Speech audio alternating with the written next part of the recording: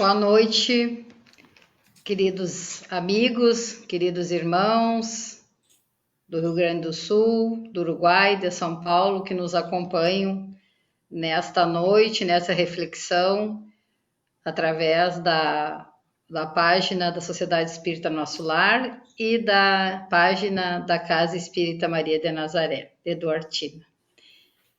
É com grande alegria que hoje nós vamos poder ouvir e ver o nosso querido Diego Garla trazer as suas palavras de ânimo, de esperança, de fé, nesse fechamento do ano, a nossa última palestra desse ano.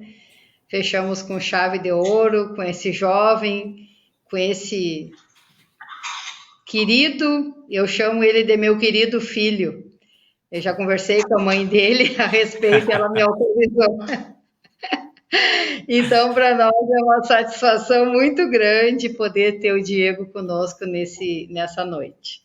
O Diego, para quem não conhece, ele é médium, psicógrafo, tem um trabalho lindo junto à Casa Espírita Maria de Nazaré.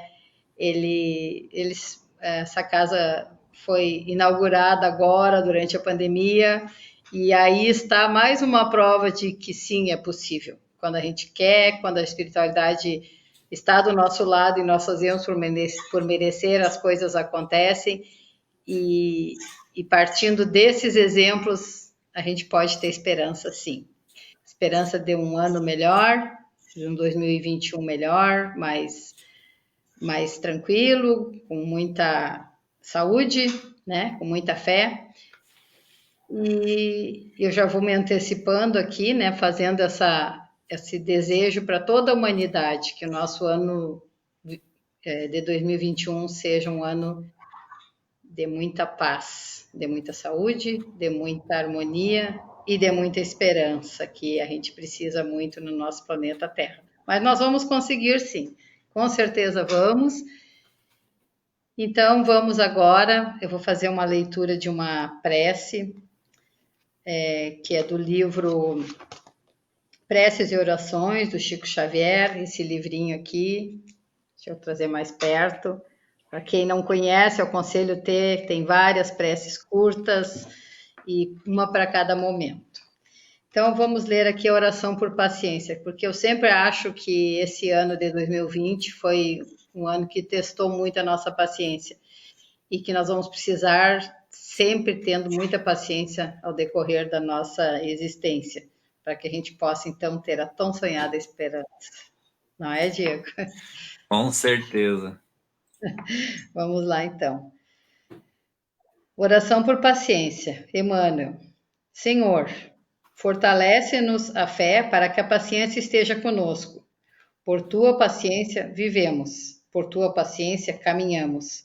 Auxilia-nos por misericórdia a aprender tolerância, a fim de que estejamos na tua paz. É por tua paciência que a esperança nos ilumina e a compreensão nos levanta no íntimo da alma. Agradecemos todos os dons de que nos enriqueces a vida, mas te rogamos, nos resguarde a paciência de uns para com os outros, para que estejamos contigo, tanto quanto estás conosco, hoje e sempre. Que assim seja. Assim seja. Então, a gente agradece muito a presença do Diego mais uma vez, né, nos honrando, que é uma bênção de Deus, e que todos os irmãos possam receber essas palavras de hoje como um bálsamo, como um ânimo e como uma renovação de fé e de esperança. Obrigada a todos que nos acompanharam durante esse ano, tanto de forma virtual como presencial, a todos aqueles que ajudaram nos trabalhos assistenciais das nossas casas, que nos ajudaram com alimentos, com roupas, com materiais, enfim, tudo que nós pedimos, os amigos nos alcançaram, os amigos materiais e os espirituais. Então, a gente só tem a agradecer, porque esse ano foi um ano de muito aprendizado. Muito obrigada, Diego, e obrigado, Jesus, obrigada, espíritos benfeitores por tanto que nos têm dado. Uma boa palestra, Diego. Muito obrigado, minha querida. Agradeço imensamente a esse convite tão louvável, Sociedade Espírita Nosso Lar. Tantos amigos que eu fiz por aí que puderam me acolher, né, me adotar, como eu digo. Mariângela, Heleni, que estava aí até agora, Adriana também, a Ana, Silvia, Carol, a Viviane, Mário, que é o pessoal que eu tenho mais contato, acho que a Sayonara também, do Rio Grande do Sul, pessoal muito acolhedor, muito amigo, que eu sinto a honra de poder participar junto com vocês hoje nesse tema, que é um tanto pertinente para essa época do ano, nessas renovações de páginas pelo qual nós passamos, mas é um ano muito difícil, né? Então, o que esperar para 2021, depois de ter passado um ano tão atípico da nossa era, né, dos nossos tempos? Podemos considerar que estamos assombrados por uma ameaça invisível, né, que seria esse vírus, e também muito intoxicado pela inferioridade tão aparente, né? Se nós assistirmos uma televisão hoje durante 10, 15 minutos, a gente entra em depressão, acreditando que o nosso planeta, o nosso mundo não tem mais jeito. Então, a pandemia, como a Lala estava falando agora, ela mostrou muito de nós, né? Então, ela mostrou o melhor e o pior de nós também, né? Ela trouxe à tona questões que nos faz pensar muito, faz repensar, reviver, tentar remanejar muita coisa. Então, como realmente nós temos esperança, como nós podemos ter esperança para um ano que vai se iniciar? E então, primeiramente, para ter esperança, nós precisamos saber o que é a esperança. A esperança, da etimologia de sua palavra, ela deriva do verbo de esperançar, ou de animar-se, ou estimular-se com alguma coisa. Então, a esperança de uma crença emocional pela possibilidade nossa de poder obter resultados positivos, né?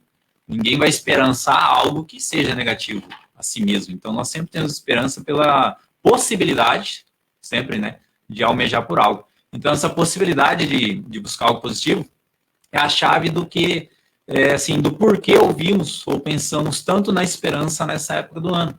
A virada do ano, o Réveillon, ela criou uma esfera assim, de energia, uma esfera energética em volta do nosso planeta, da nossa sociedade, que ela intui as pessoas a mudarem esse padrão de sintonia, né? Começa a fazer plano, começa a sempre pensar para um ano melhor do que o que estamos vivendo.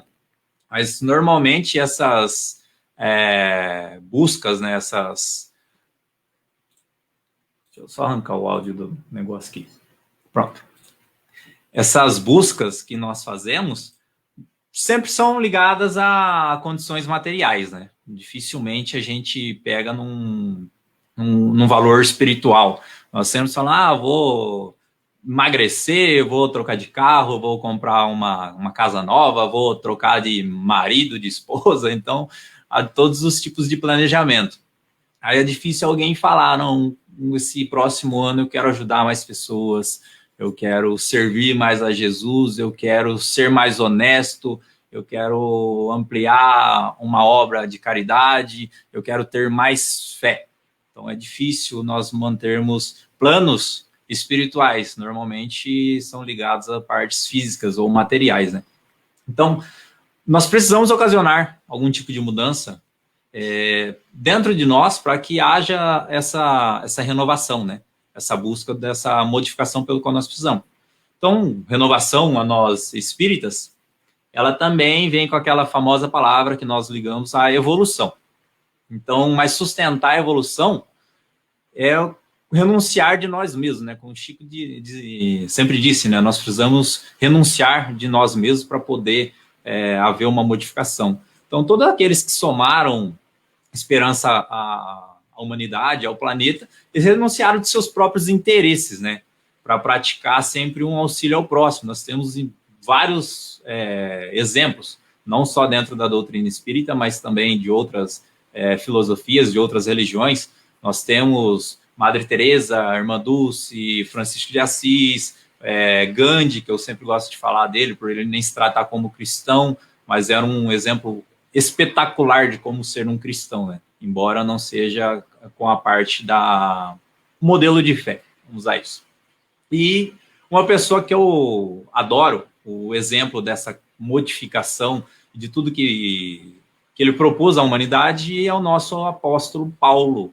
Então, como sabemos, no livro de Paulo Estevão, de Emmanuel por Chico Xavier, antes chamado de Saulo, né? Ele era um perseguidor dos cristãos e um grande adversário do cristianismo. Então, naquela caminhada até Damasco, ele é visitado ali pelo próprio Cristo, né, que questiona seus atos, porquê daquela perseguição, e em questão ali de segundos, ele se torna um evangelizador, né? Um condutor das palavras de Jesus e do próprio evangelho. Ele sai a levar adiante aquilo que Cristo fazia e aquilo que ele lutava contra até então. Então, além dessa condição que ele se deu da própria transformação, né? E uma das suas cartas, das suas epístolas, né? A primeira, no caso, né? A palavra-chave que vem para essa nossa modificação íntima. Que na primeira carta aos Coríntios, ele fala da essência da caridade, né? Do quão importante a caridade é nessa questão da modificação.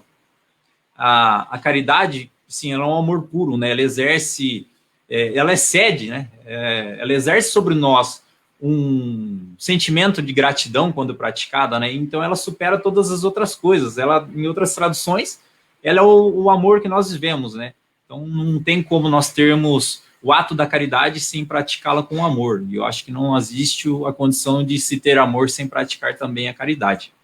Então, como eu falava na primeira carta aos Coríntios, no capítulo 13, no item 13, onde Paulo fala: agora, portanto, permanecem fé, esperança, caridade.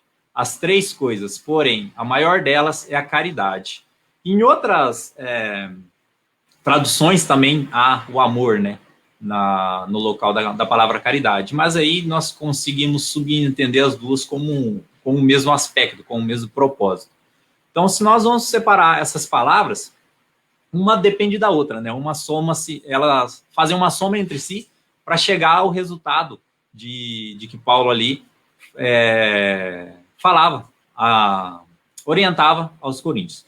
Então, como ele fala lá primeiro é a fé, no capítulo 19 do Evangelho segundo o Espiritismo, capítulo A Fé Transporta Montanhas. No item 11 desse capítulo, o espírito de José, um espírito protetor, que se denominava José, ele fala: a fé é a mãe da esperança e da caridade. Então, ali seria 100% aquilo que Paulo estava dizendo para nós. Esse item ele fala lá: para ser proveitosa, a fé ela tem que ser ativa. Então, ela não deve entorpecer-se. Mãe de todas as virtudes que conduzem a Deus. Cumpre-lhe velar atentamente pelo desenvolvimento dos seus filhos que gerou.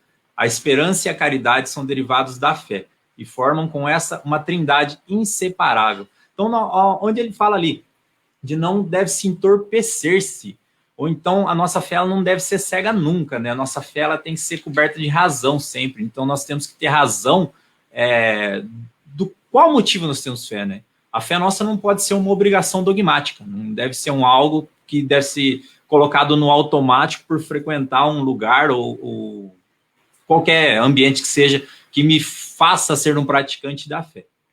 Em outra parte desse item, que ele fala no item 11, ele fala: amai a Deus, mas sabendo por que amais. Crede nas suas promessas, mas sabendo por que acredita nelas. Então, nós devemos saber por qual motivo amamos a Deus. Então, por qual razão? Então, tem que ser racional também o nosso amor a Deus. Então, eu tenho que parar para pensar. Eu amo a Deus porque o meu padre falou que eu tenho que amar a Deus, porque o pastor prega que eu tenho que amar a Deus, porque eu que estou aqui falando com vocês, eu tenho que amar a Deus. Um palestrante numa casa espírita, um orador ou um filósofo. Por que eu amo a Deus? Eu amo a Deus por ter medo de sofrer por não amar a Deus lá no futuro? Falar: não amei a Deus, então vou ser punido. Então, por qual motivo, né? nós devemos saber o porquê amamos a Deus. Então, nós temos que pensar a Deus como toda perfeição. Como todo estudo filosófico, ou até o cientista, ele chega num consenso que é necessária a existência de Deus como um princípio de todas as forças, como um princípio de inteligência, uma inteligência suprema, né? Então, e perfeita. Então, Deus é toda essa imensidão pelo qual nós vemos, e Deus é parte da nossa vida. Então, embora nós não conseguimos compreender 1% do que é Deus, nós temos noção da imensidão, de sua imensidão e de seu amor, né? Então, eu tenho que amar a Deus, eu amo a Deus porque eu tenho fé. E o que é ter fé, na realidade? Emmanuel, que a Lala falou dele também no começo aí, fez uma prece. Então, Emmanuel, no livro Pensamento e Vida, psicografado por Chico Xavier, ele fala que a fé é a força que nasce com a própria alma, certeza instintiva da sabedoria de que Deus certeza instintiva da sabedoria de que Deus é a sabedoria da própria vida. Em outras palavras, a fé tem que ser o combustível que me sustenta em direção daquilo que eu busco inconscientemente. Essa noção de Deus como a parte do universo, uma parte não material, uma parte qual eu não consigo tocar, que eu não consigo ter o relacionamento como eu tenho com a minha família, por exemplo, né? É algo totalmente imaterial, mas é algo muito superior, muito mais forte. Então, essa minha fé, ela tem que ser esse combustível. Eu tenho que ter a fé, essa crença, essa confiança em Deus como algo que me alimenta, mesmo que inconscientemente, a chegar no objetivo que eu quero. Como nós estávamos falando lá no Esperança, é algo para o futuro, algo que eu busco lá na frente. Então, quando eu me pergunto por que eu tenho fé, seria pelo mesmo medo de não amar a Deus, como eu falei agora há pouco, ou por necessidade material, porque normalmente a gente tem fé para querer comprar um carro, ou comprar uma casa, como nós já falamos também, falar, eu quero ter fé em Deus que eu vou conseguir obter esse bem, né? Que eu vou chegar até isso. Mas, normalmente a gente chega isso aí através do trabalho mesmo, né? Não é através da fé, não. Então a fé, ela é muito mais do que acreditar a Deus, né? Acreditar em Deus, ela é algo que eu preciso confiar. E confiar nele não é ficar parado, né? Confiar em Deus é fazer por ele, né? Saber por que eu faço e tendo a certeza de tudo que eu estou praticando, tudo que eu estou fazendo, eu estou fazendo por mim, primeiramente. Então, a fé, ela tem que ser ali o alicerce dessa minha regeneração, desse meu planejamento de mudança. Então, tudo vai se construir em cima dela. Então, se a fé, esse alicerce, não for bem construída, não tiver um fundamento, um propósito, uma razão, principalmente, ela vai ser como um castelo de areia. A primeiro vento que bater ali vai acabar com tudo, desmorona tudo e simplesmente minha fé se dissolve. Então, ela tem que ser algo muito rígido, muito bem construído e principalmente muito bem, muito racional, né? Eu tenho que saber o porquê que eu tenho fé, eu tenho que saber o porquê que eu amo a Deus. Então, no final desse capítulo, no final do item 11 do capítulo 19 do Evangelho, quando nós estávamos falando da mensagem do Espírito José, ele ainda reforça que ele fala os milagres são obras da fé. Então, Jesus, que foi nosso modelo e guia, questão 625 do Livro dos Espíritos, ao qual os Espíritos nos servem Jesus como modelo e guia, ele sempre disse, a sua fé te curou. Então, ou seja, a minha confiança em Deus produziu energia, produziu fluido suficiente para me curar. Jesus quis ali dizer que a minha entrega a Deus, o quanto eu me coloquei diante de Deus ali, foi o que me curou. E nunca que ele produziu aqueles efeitos, como nós vemos em muitos lugares as pessoas veicularem o ato da cura por alguém, uma cura espiritual a uma pessoa. E nem Jesus tomou posse desse mérito. Imagina quem somos nós para querer isso, então, né? Então, o que é, então, me entregar a Deus, né? Como eu falei ali, se a minha entrega a Deus me curou, o que seria me entregar a Deus? Entregar a Deus não é discutir crença, como eu estou participando agora um pouco do Facebook com a Casa Espírita e a gente vê bastante discussão por aí. Então, não é eu discutir com outra pessoa sobre a minha crença, sobre aquilo que eu penso, sobre aquilo que eu acho que é o correto, é sim saber respeitar as opiniões das pessoas. Então, clamar a Deus não é eu sair colando adesivo, usar camisetas com mensagens sei lá, colar no meu carro, presente de Deus, e sim eu ser grato pela minha vida. O maior bem que eu tenho hoje de Deus é a minha vida, e ela ser eterna. Então, não é eu ir para casa espírita também, muito espírita é cheio de encher a bola, achando que está com toda a verdade, está lá anos-luz à frente do resto, e não é, não. É sim levar dessas orientações que vocês acham que são tão preciosas e tão perfeitas a mais pessoas.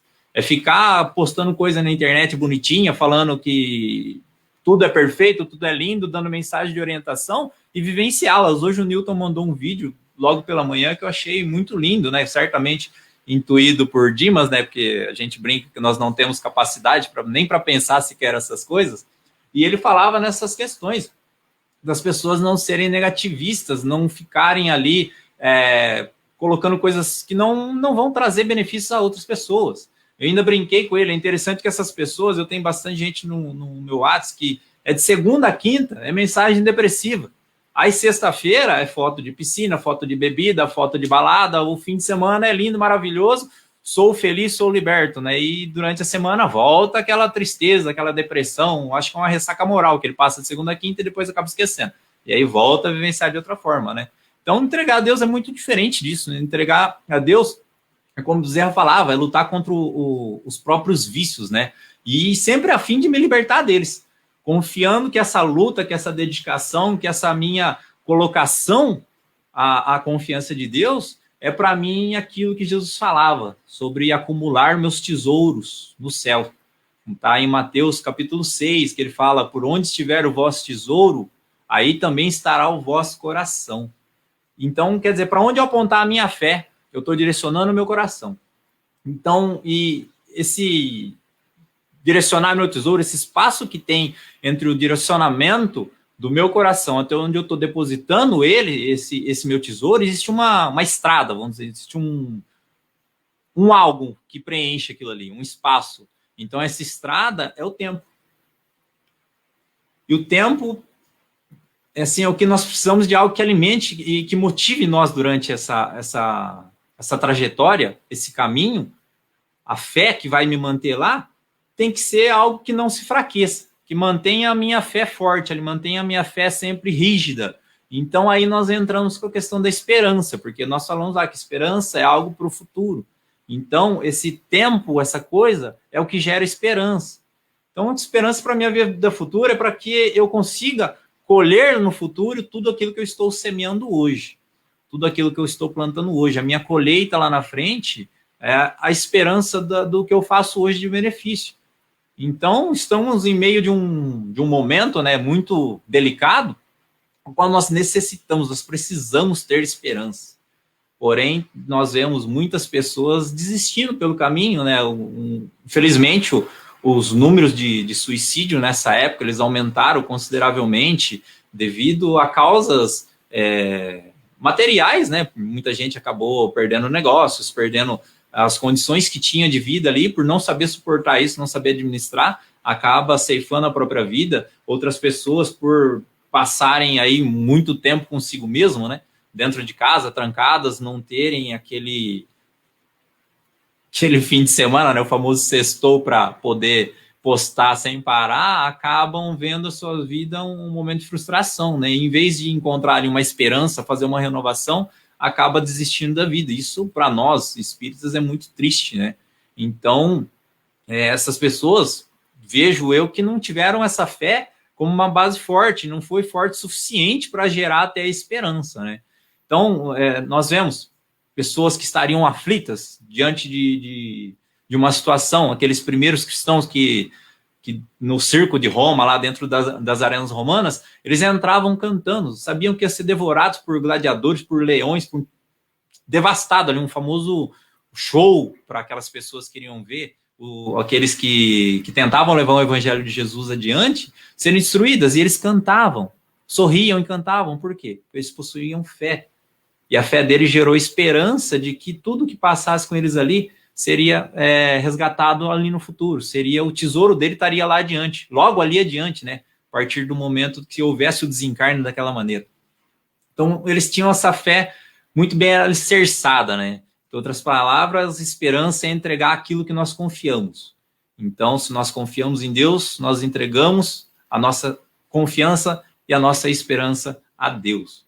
Então, essas duas virtudes, elas estão entrelaçadas. A fé e a esperança, elas são tem que se tornar praticamente uma só. Elas são necessárias para que a gente possa viver, porque é impossível viver no nosso planeta um mundo de provas e expiações ainda sem ter esperança. É impossível a gente conseguir aceitar tudo que se passa no nosso planeta, tudo que nós vivenciamos sem ter esperança. Então, é assim também impossível ter esperança sem ter fé. Como no Livro dos Espíritos diz, né? Sempre faltará um sentido. Então, essa fé, ela tem que ser a luz que vai refletir sobre a nossa esperança.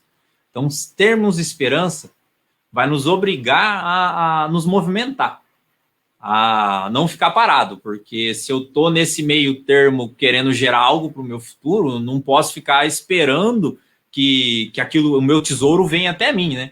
Então, não dá para mim ficar sem alguma atitude, sem alguma coisa que vai produzir o que eu espero para o futuro. Não tem como eu semear alguma coisa e isso daí se germinar sozinho, sem eu adubar, sem eu regar, sem eu tirar as pragas, sem eu purificar aquela planta, essa árvore, para que ela me gere os frutos no futuro. Então, eu tenho que ter um movimento, eu tenho que ter algo ali que vai me levar até lá adiante. E esse algo, assim como Paulo diz, é a caridade. Então, a caridade, ela também dá um sentido, né? Um sentido da fé. Porque aquele que confia em Deus ama o seu próximo. O mandamento, seja no Antigo, seja no Novo Testamento, ame a Deus acima de todas as coisas e ao próximo a si mesmo. Então, quem confia em Deus, ele tem que amar o próximo, ele tem que ter essa compaixão. Então, a caridade, como o Chico disse também, é a renúncia de mim mesmo. Eu tenho que me renunciar de muitas coisas, muitas questões de orgulho, né? De egoísmo meu, muitas das vezes, de essa preocupação tão grandiosa com status, né? De que vão achar, o que vão pensar de mim. Então, essa renúncia, ela vai trazer para mim um progresso moral. A caridade vai ser nós doarmos amor, servir sem perguntar o porquê eu estou servindo, é dividir o que eu tenho de mais precioso. Eu acho que quem presta caridade divide aquilo que mais tem de valoroso, que é o tempo. E ali atrás nós falamos, né, que o espaço entre o direcionamento do meu coração até onde eu estou depositando o meu tesouro teria uma estrada, né? E essa estrada era o tempo. Então, quando eu estou doando o meu tempo, eu estou doando também o meu coração. Porque a caridade é Jesus espelhando em nós o seu amor, a sua obra, né? Tudo que ele fez aqui não foi em vão.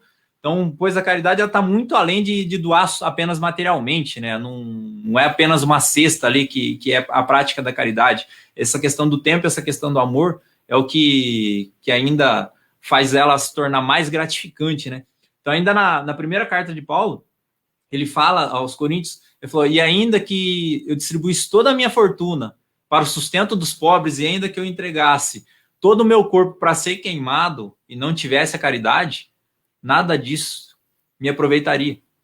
Então, auxiliar no sustento de quem necessita é preciso, é necessário, lógico. Porém, doar com amor é o que nos trará o sentimento de gratidão, né? É me sentir útil, sim, me sentir valioso, né? É um sentimento de ajudar, é a sensação de ter esperança, porque é algo que vai me alimentar. Então, nós vemos aí, a fé vai nos sustentar, é o nosso alicerce. A esperança vai nos mover e a caridade vai nos evoluir, porque são os três fatores que nos colocam numa melhor condição. Nós pegarmos aqueles nomes que nós falamos lá atrás, de Chico, Gandhi, Irmã Dulce, Madre Teresa, Bezerra, Eurípides Barçanufo, o Francisco de Assis, são seres que perpetuam, eternizam o seu nome através da caridade que prestaram. Então, eles são grandes promotores, né, do amor através da caridade. Então, nós podemos tornar-nos, não que nós buscamos fama através disso, longe disso, que nossa vida seja eternizada, não, mas que todos aqueles que são colocados na condição de um santo, tantas outras nomenclaturas, né, chegaram lá através da caridade, através de tudo isso feito com amor. Então, essa época agora do Ano Novo, essa renovação dos calendários, ela nos inspira sempre a nos modificar, sempre a nós evoluirmos, a querer fazer algo diferente, a querer fazer mais por nós mesmos. Então, nós temos que buscar ser como Paulo e deixar o nosso Saulo para trás, né? Então, todos nós temos muito de Saulo ainda entre nós e muito pouco de Paulo. Achamos muito bonito o que é escrito, mas dificilmente nós colocamos na prática. Então, Jesus deu esperança a todos, sem julgar. Deu a Saulo, Maria Madalena e tantos outros, e dá a nós também, né? Então, se nós olharmos para esses seres que nós falamos os nomes, eles apenas prontos, né? Hoje, toda a grandiosa história que eles tiveram, nesses estados morais finais, né? Sem observar o que passaram, o antes e o durante deles, vai ser muito difícil, né? A gente pensar que pode chegar até esse ponto. Então, sem observar a mudança que eles tiveram, a fé que eles expunham e a esperança que motivou eles, dificulta muito a gente se impulsionar a colocar essa mudança. Então, nós temos que entender que eles lutaram, que eles sofreram, e eles nunca deixaram para trás a fé e a esperança, e sempre estiveram obrando dentro da caridade. Então, no livro Paulo Estevam que eu estava falando, que é o nosso intuído da noite, o exemplo que nós estamos tratando aqui, no prefácio da obra, logo no comecinho, quem teve preguiça de ler o livro inteiro, logo no comecinho da obra ali, o Emmanuel, ele traz uma mensagem que ele fala sobre as igrejas estarem amornecidas e o falso desejo dos crentes nos diversos setores do cristianismo justificam as nossas intenções. Então, estar morno é estar sem movimento, né? Estar sem um objetivo, estar sem ação. Se não me engano, no Apocalipse, que ele fala lá daqueles que estão parados, né? Esses sim serão que sofrer, porque os praticam o bem estão sempre em atividade. E aqueles que estão operando no mal estão, de certa forma, ali tão ativos, né? Que o impulsionamento deles para o bem é muito mais rápido. Na questão 932 do Livro dos Espíritos, o Kardec questiona aos espíritos o porquê que o mundo, né, ele recebe tanta influência do mal, né? Parece que sobressai sempre daqueles que são bons. E ali os espíritos responderam para ele que é através da fraqueza desses, né? Através da própria fraqueza desses que são bons. Porque o mal ele usa um termo intrigantes e audaciosos. E ele reforça que os bens são tímidos. E quando quiserem, eles proponderarão. Que, assim, eles vão se sobressair sobre o mal, a partir do momento que eles quiserem. Então, eles são tímidos, né? Então, aquele que pratica o mal, ele está em atividade, ele está buscando fazer, ele está pensando, ele está agindo, né? Ele está muito mais perto de se tornar alguém bom do que nós que estamos ali morno, né? Que estamos parados sem ação. Porque num estalo de consciência que ele tiver, ele consegue se converter. Assim como nós vemos Saulo, que é o exemplo que nós estamos usando. Ele era um cara extremamente audacioso, estava ativo na função ali que ele buscava, que era perseguir os cristãos, mandou matar Estevão na base da pedrada, então ele estava ativo. E de repente, com esse estalar da consciência dele, ele acabou se renovando, se tornando a pessoa que foi, um dos apóstolos, pelo menos acho que deve ser o favorito meu, né? Dos espíritas também, devido à obra Paulo Estevam, que fala com tanta clareza, né, com tantos detalhes, com tanta riqueza, a vida do apóstolo Paulo, a sua transformação, né? Então, para nós, ele serve de um grande exemplo. Então, essa nossa experiência do cristianismo, essa vivência que nós temos dentro da doutrina, não é para simplesmente nós frequentarmos uma instituição religiosa, uma igreja, um centro, um templo, qualquer outra coisa, e sim para nós praticarmos. Nós sempre buscar praticar. Então, eu estou aqui, eu escutei uma frase muito interessante de um palestrante que veio aqui na nossa casa, ele é o Paulo Fernandes de Marília. Ele falou para um amigo nosso que foi fazer a abertura. Ele falou, eu estou aqui para servir e não para ser visto. Então, é para nós servirmos, né? Para eu ter fé, para eu ter esperança, para que eu preciso me modificar. Então, nós estamos aqui para servir, para receber esses benefícios, né? Através da obra, do trabalho em si, né? Então, fico falando de Paulo aqui toda hora, as pessoas falam, mas se eu fosse visitado por Jesus, eu também ia mudar, né? E aí vem a seguinte questão. Você realmente está permitindo que Jesus te visite, né? Nós somos visitados por Jesus diariamente através do seu evangelho. Mateus, no capítulo 18, no versículo 20, onde estiverem 2 ou 3 reunidos em meu nome, eu estarei no meio deles. Então, o exemplo de Paulo é apenas um convite para essa mudança, para nós termos um conhecimento da fé, o quanto ela é capaz de nos modificar, o quanto ela é capaz de nos dar esperança, o quanto ela é capaz de nos colocar trabalhando por Jesus realmente. O Bacelli, ele sempre fala, né, eu acho até interessante, ele falou, eu desconheço um trabalhador da caridade que esteja com depressão. Aí pessoas vão atrás da casa espírita e falam, eu quero aprender sobre mediunidade, eu quero isso, eu quero ver espírito. Fala, a melhor obra que tem para ver espírito está ali no fundo na cozinha, vai descascar cebola.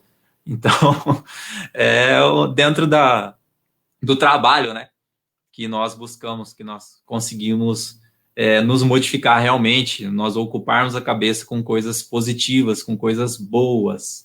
Nós estamos muito presos dentro desse mundo virtual, nós estamos muito apegados às questões do nosso perfil, do nosso status, da pessoa que a gente quer que as pessoas pensem que nós somos. Mas por trás disso sempre é uma pessoa muito aflita, né? Uma pessoa precisando de uma orientação, ela precisando renovar. E a renovação dela não vai estar ali nas suas redes. Ela vai estar através do que ela praticar para si mesmo. Em outra carta de Paulo aos Hebreus, no capítulo 11, versículo 1, ele fala, ora, a fé é a certeza daquilo que esperamos e a prova das coisas que não vemos. A fé é a força que nos permite conhecer realidades que nós apenas sonhamos existir, que no caso é a nossa vida futura. A fé nós conseguimos, assim, de um modo, realizarmos hoje o que esperamos no nosso futuro. Então, o que nós praticarmos hoje, o que nós fizermos hoje, é o que nós esperamos para o nosso futuro. Então, se eu estou praticando bem hoje, se eu estou operando dentro do evangelho, dentro dos ensinamentos, buscando me renovar, me livrar desses vícios, é que eu estou esperando no futuro ser essa pessoa que eu luto contra hoje. Então, eu estou tentando esse desprendimento, né? O mundo, ele está num momento, assim, de transformação, né? Que nós precisamos escolher de que lado que a gente está.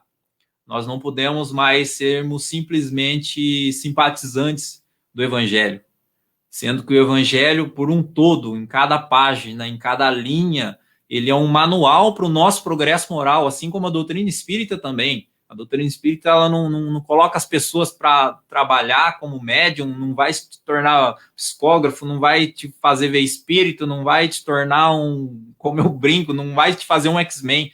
A doutrina espírita, ela vai te trazer uma cobrança para a sua renovação, para o seu progresso moral muito grande. A quem muito é dado, muito será cobrado. A doutrina espírita, ela te fornece muito conhecimento. Então, ela vai te cobrar isso. De que maneira? Não vai vir alguém ficar batendo na sua porta, não vai aparecer um mentor ficar te exigindo isso. A sua própria consciência vai cobrar isso de você. Então, meus queridos amigos espíritas, lembrem-se que o progresso é para todos. A parábola que eu uso através de uma carta que a gente recebeu, eu nunca tinha pensado nisso também. Através de uma carta que eu recebi outro dia, uma mensagem, ela falava da parábola das 99 ovelhas. Então, não adianta eu achar que, conhecendo a doutrina, tendo essa visão da vida futura, essa certeza da vida eterna, da continuidade dela, a soma de tudo, das colônias, de nosso lar, de tudo que existe dentro da doutrina, e achar que isso aí está me colocando lá adiante entre as 99 ovelhas. Então, e eu pensar que aquela que ficou para trás está à deriva, está perdida, não. O grupo vai ficar parado até que todos se unam novamente. O nosso pastor, ele vai lá resgatar aquela ovelha, não vai deixar ninguém para trás. Então não adianta eu ser egoísta, não adianta eu acreditar que eu ficar estudando, conhecendo a doutrina, eu vou me purificar sozinho, vou ganhar a felicidade eterna. Amanhã eu estou com um lote de Alphaville dentro do nosso lar, não vai, entendeu? Então, Deus não está selecionando almas com a pandemia, ele não está deixando umas para largar outras sofrer, ou está salvando umas e deixando a gente à deriva, sem um mundo para seguir. Não seremos, ninguém vai ser destruído, nós não estamos dentro de uma corrida, nós estamos dentro de uma jornada, e essa jornada todos nós estamos juntos. Então, nós precisamos nos unir, precisamos da consciência de que o evangelho é um só, de que Deus é um só, independente da maneira que as pessoas enxerguem a Deus ou interpretem o evangelho, é uma única orientação, e ela é uma renovação para mim. Então eu preciso dele para me renovar, eu preciso das pessoas à minha volta para a gente seguir juntos, para esse rebanho das 100 ovelhas chegar ao seu destino, que é junto. Então, o momento que vencemos era muito delicado, mas ele pede muito mais do que apenas esperança, ele nos pede calma. Então, assim como a Lala leu no início, a paciência. Ele pede que nós tenhamos a paciência. Eu sei que eu posso ter calma, eu sei que eu posso ter fé, eu sei que eu posso ter paciência, esperança e trabalhar na caridade. Porque Jesus, além de tudo isso que nós já falamos, em Mateus 28:20, ensinando-os a guardar todas as coisas que vos tenho mandado.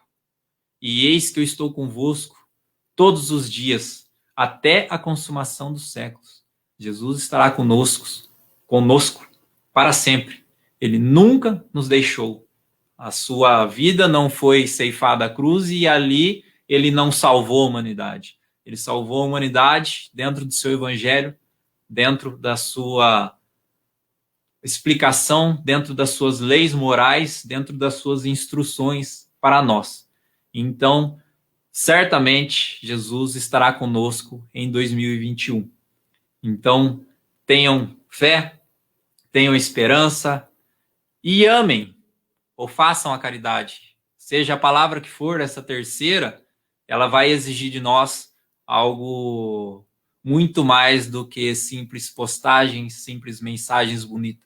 Ela vai exigir a nossa renovação, a nossa transformação, a nossa disposição, a nossa doação de tempo, doação do nosso coração, para que nós possamos todos seguir juntos em 2021. Eu desejo um ano maravilhoso a todos vocês. Espero que nesse tempo, eu falei para ela que eu ia falar meia hora, estamos quase 50 minutos. Então, espero que todos tenham sentido o coração tocado de alguma maneira, que possam alimentar dentro de ti essa vontade de seguir, essa vontade de ser melhor, essa vontade de se purificar, essa vontade de renovar, de amar. Vamos praticar mais o bem, vamos ser mais fraternos, vamos fazer planos juntos para que nós possamos realmente levar o nosso planeta para um planeta de regeneração. Não vai adiantar pandemias, não vai adiantar nada, nenhum flagelo gigantesco que vai dividir. Deus não está separando feijão para cozinhar. Nós todos estamos no mesmo saco, nós vamos para o mesmo lugar. Então, nada mais consciente, nada mais racional do que querer ir junto. Está todo mundo indo para o mesmo lugar? Vamos seguir junto. Não é uma corrida, é uma jornada. Então, que Deus possa abençoar a todos. Agradeço imensamente por esse convite, ao qual recebi desses nossos amigos lá do Rio Grande do Sul, ao qual eu tenho o coração imensamente grato por ter conhecido essas pessoas. São exemplos de vida, são exemplos da doutrina, são pessoas que carregam sim o evangelho dentro de ti, que fizeram da sua vida transformações, assim como muitas outras que esse trabalho me trouxe, que a amizade com o Newton, com a Carol, o convívio com a Casa Espírita me trouxe. E foi dentro da renúncia de muitos interesses que eu tinha, foi dentro da prática da caridade, dentro da busca de querer amar o próximo, que eu me vejo ainda naquele meio caminho entre Saulo e Paulo. Mas eu busco diariamente deixar o meu Saulo para trás e chegar um dia a pureza qual Jesus espera de nós. Muito obrigado, muita paz a todos. Jesus esteja conosco também em 2021. E ele sempre esteve. Muitas pessoas dizem que ele se aproxima da Terra no Natal, né? Muito pelo contrário, nós que ampliamos as nossas vibrações, nos aproximamos dele. Então façamos dessas energias que essa época possui o alimento para todos os dias da nossa sequência. Muito obrigado. Que Deus abençoe a todos.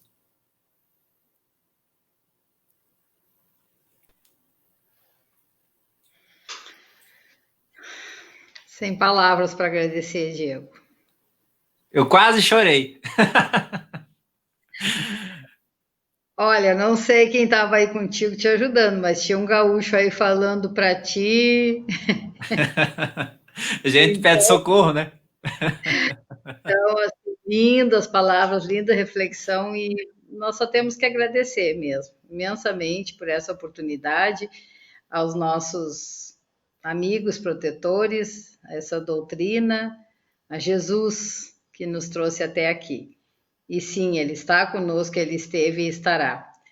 Nós Sempre. costumamos, na nossa casa, quando termina o trabalho, os trabalhos, né, a gente faz uma prece e de mãos dadas, antes. Agora a gente não está dando as mãos, mas... A gente pode colocar os nossos corações juntos. E a gente fala que assim seja, assim é e assim será. Então é dessa maneira que nós queremos e vamos trabalhar para que seja o nosso 2021 com Jesus. Juntos numa jornada e não numa corrida. Fantástica colocação. Muito obrigada de coração. Obrigada, Eu que agradeço. Nilson. E é uma honra que a gente está hoje com tanta gente aqui acompanhando. O Nilton Eu está vi ali bastante amigos aqui. do Uruguai. Então, O Newton, a Cris, a Júlia daqui de Duartina, a Adriana, a Lu, um monte de pessoas queridas, o Nicolas, a Lúcia, a Silvia de Bauru também. Então, num dia apertado hoje, aniversário do Edu, mas saibam que o céu está em festa, como dizem por aí, né? O amor nunca se distancia, nunca se afasta, os corações sempre estão conectados, assim como nós estamos hoje.